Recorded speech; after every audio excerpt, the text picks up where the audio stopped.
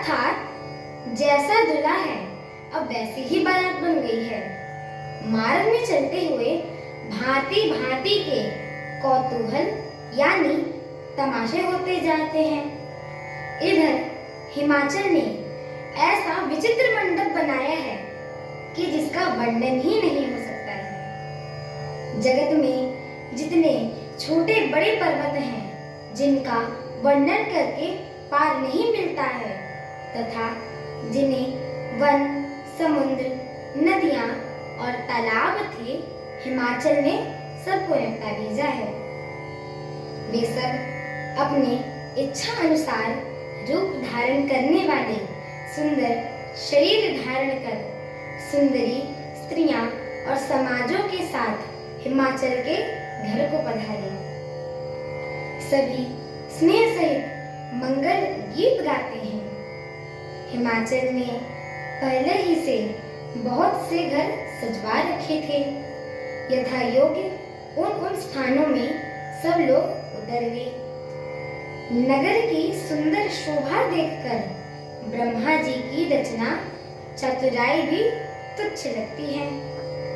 नगर की शोभा देखकर ब्रह्मा की निपुणता सचमुच तुच्छ लगती है। वन, बाग, कुएं, तालाब, नदियां सभी सुंदर हैं। उनका वर्णन कौन कर सकता है? घर घर बहुत से मंगल सूचक तोरण और ध्वजा पताकाएं सुशोभित हो रही हैं। वहां के सुंदर और चतुर स्त्री पुरुषों की छवि को देखकर मुनियों के मन को भी मोहित हो जाते हैं। जिस नगर में स्वयं जगदम्बा ने अवतार लिया हो, क्या उसका वर्णन हो सकता है? वहां रिद्धि, सिद्धि, संपत्ति और सुख नित नए बढ़ते ही जाते हैं।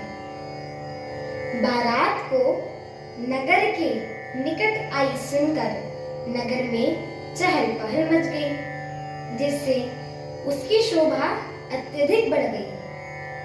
अगवानी करने वाले लोग बनाव श्रृंगार करके तथा नाना प्रकार की सवारियों को सजाकर आदर से बारात को लेने चले। देवताओं के समाज को देखकर सब मन में प्रसन्न हुए एवं विष्णु भगवान को देखकर तो बहुत ही सुखे हुए। किंतु जब शिवजी के दल को देखने लगे, तब तो उनके सब वाहन अर्थात सवारियों के हाथी, घोड़ी, रथ के बैल आदि डरकर भाग चले। कुछ बड़ी उम्र के समझदार लोग धीरज धरकर वहां डटे रहे। लड़के तो सब अपने प्राण लेकर भागे। घर पहुंचने पर माता पिता पूछते हैं, तब वे भय से कांपते हुए शरीर से ऐसे वचन कहते हैं, क्या कहें, कोई बात कही नहीं जाती। ये बारात है कि यमराज की सेना है। दूल्हा पागल सा है और बैल पर सवार है। सांप, कपाल और राख ही उसके गहने हैं। दूल्हे के शरीर पर राख लगी है, सांप और कपाल के गहने पहने हुए हैं। वह नग्न, जटाधारी और भयंकर है। उसके साथ भयानक मुख वाले भूत, प्रेत, पिशाच, योगिनियां और राक्षस हैं। जो बारात को देखकर जीता बचेगा, सचमुच उसके बड़े ही पुण्य हैं। और वही पार्वती का विवाह देखेंगे। लड़कों ने घर घर जाकर यही बात कही। महेश्वर शिव जी का समाज समझकर सब लड़कों के माता पिता मुस्कुराते हुए बोले।